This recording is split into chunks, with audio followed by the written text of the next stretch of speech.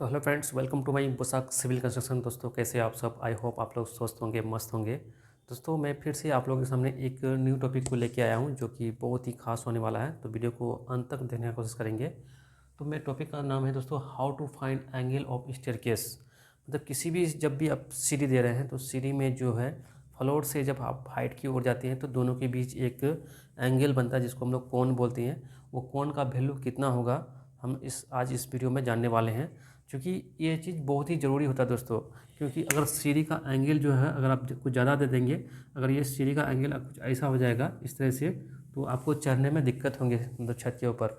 और आप ज़्यादा अगर स्लोप दे देंगे तो भी आपको दिक्कत होगा चढ़ने में, और आपको जो लैंडिंग सही जगह सही मतलब हाइट पे नहीं मिल पाएगा। तो एक एंगल को फाइंड करना बहुत ही ज़रूरी है। तो हम लोग इस वीडियो में ज़्यादा यहाँ पे जो है यहाँ पे एंगल को कैसे फाइंड किया था आज हम सीखेंगे इस वीडियो में। ठीक है दोस्तों। और हाँ दोस्तों, अगर आप मेरे चैनल पर पहली बार आए तो प्लीज़ एक लाइक एंड चैनल को सब्सक्राइब कर देंगे। तो चलो स्टार्ट करते हैं आज का वीडियो को।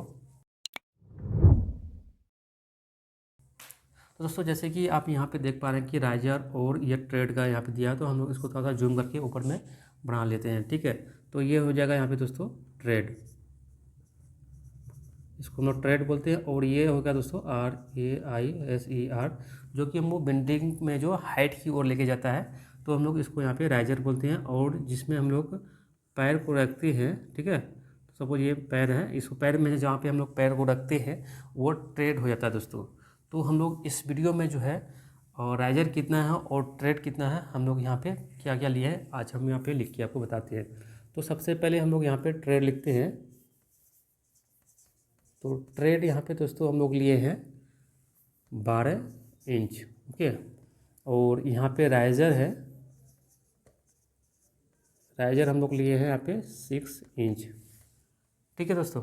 और हम लोग को यहाँ पे फाइंड क्या करना है कि यहाँ पे इन दोनों के बीच का जो कोण होगा ये कितना होगा। तो यह क्या है, हम लोग यहाँ पे थीटा, थीटा से इसको हम लोग इंडिकेट करते हैं, सूचित करते हैं। तो थीटा इक्वल्स टू वाट। तो हम लोग को यहाँ पे एक्चुअली थीटा फाइंड करना है। तो थीटा के लिए तो जो क्या क्या प्रोसेस हम लोग को करना पड़ता है आप लोग देखेंगे यहाँ पे। चूँकि दोस्तों एक चीज़ यहाँ पे आप देखिए, चूँकि 1 इंच बराबर ये होता है 12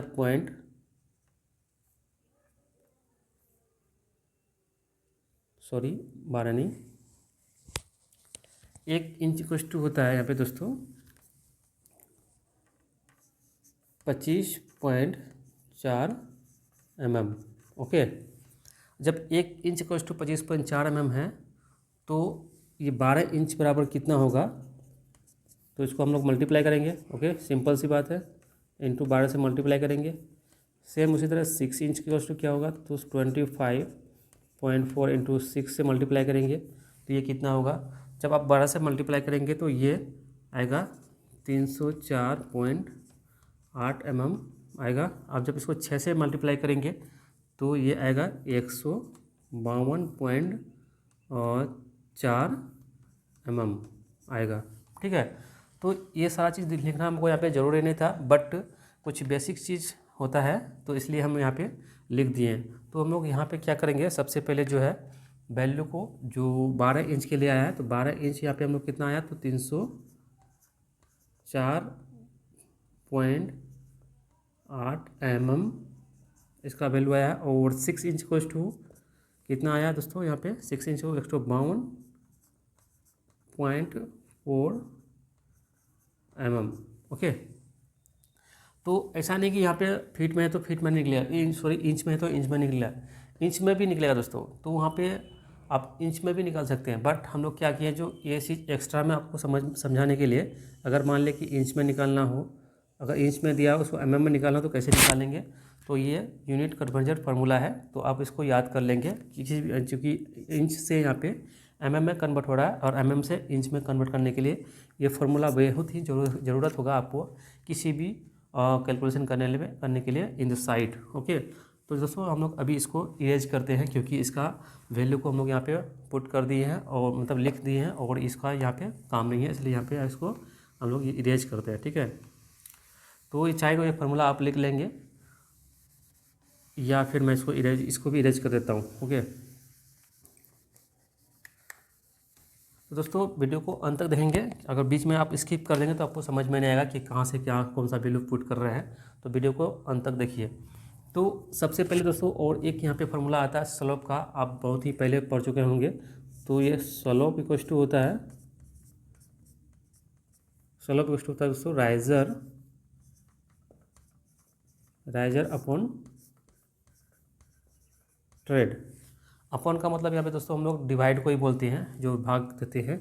तो ये वैल्यू क्या, राइजर का वैल्यू आपको कितना दिया हुआ है यहाँ पे 152.4 mm डिवाइड बाई ट्रेड कितना 304.8 mm।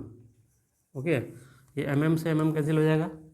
अब इसको डिवाइड करेंगे तो ये आएगा दोस्तों 0.5 आएगा कटने के बाद। तो यहाँ पे आप एक चीज़ लिख लीजिए, slope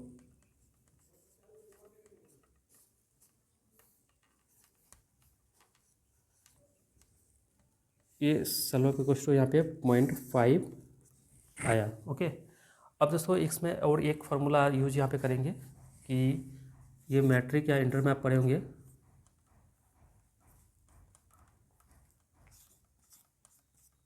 slope equals to tan theta. ये आप ज़रूर पढ़े होंगे इंटर में। तो यहाँ पे ये फार्मूला यूज़ करेंगे और इसके थ्रू से हम लोग यहाँ पे थीटा का वैल्यू फाइंड करेंगे। तो हम लोग क्या करते हैं, इस बार इसको एक बार इंटरचेंज कर देते हैं, यानी कि tan थीटा को इधर लिखते हैं और स्लोप को उस साइड में लिखते हैं। ओके, तो स्लोप का वैल्यू तो आपको पता ही है।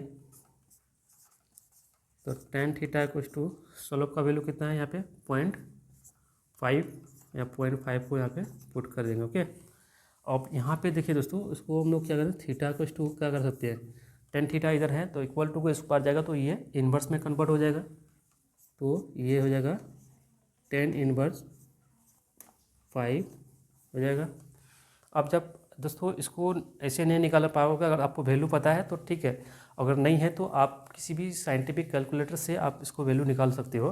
तो हम लोग यहाँ पे इसका थीटा जो tan इन्वर्स 0.5 का वैल्यू हम भी दोस्तों कैलकुलेशन से निकाले हुए हैं। तो ये फाइंड हो गया है 10, यानी कि थीटा इक्वल्स टू, इसलिए थीटा इक्वल्स टू यहाँ पे 26.565 इसका ये डिग्री होगा।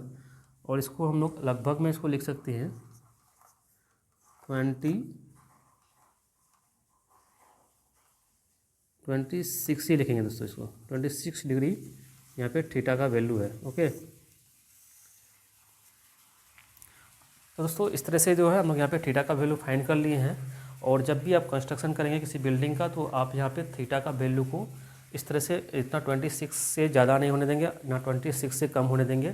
तो ये जो सीढ़ी का जो आपका स्लोप जो है एक एक्चुअल में बनेगा, और आप जब इसके थ्रू से बिल्डिंग में चढ़ेंगे तो आपको चढ़ने में किसी तरह का थकावट मतलब ज़्यादा परेशानी नहीं होंगे। कोई भी ओल्ड एज का व्यक्ति इस सीढ़ी में आसानी से चढ़ पाएंगे। अगर आप स्लोप को थोड़ा सा भी अगर इसको यहाँ पे मान लीजिए 26 आया और 26 की जगह में आप 36 कर देंगे, तो सपोज़ ये एंगल अभी ऐसे है ना, ये एंगल अभी ऐसे है तो ये एंगल ऐसा हो जाएगा सपोज। तो आप जब ऐसा एंगल हो जाएगा तो आप चढ़ेंगे कैसे, ऐसा चढ़ेंगे।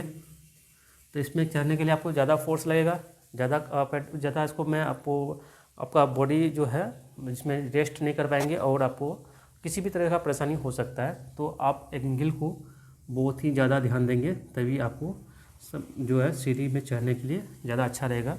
तो हम लोग को यहाँ पे 26 डिग्री का एंगल को रखने वाले हैं। और वैसे भी दोस्तों एवरेज जो इसका होता है ना, जो एंगल 25 डिग्री से 40 डिग्री के आसपास ये होता है, ये थंब रूल होता है दोस्तों, ये आप इसको भी याद कर लेंगे। तो हम लोग का 26 आया है तो कोई दिक्कत नहीं, ये एक नॉर्मल सीढ़ी है, इसलिए इसमें जो किसी तरह का झंझट नहीं है। तो आई होप दोस्तों इस वीडियो में आपको समझा पा रहा हूँ। अगर वीडियो में समझ में आया, थोड़ा सा भी समझ आया तो वीडियो को एक लाइक एंड चैनल को सब्सक्राइब कर देंगे, दोस्तों को भी शेयर कर देंगे ताकि उनको भी इस तरह का नॉलेज देखने को मिलेगा। ठीक है, तो चलो मिलते हैं फिर से नेक्स्ट वीडियो में, तब तक के लिए।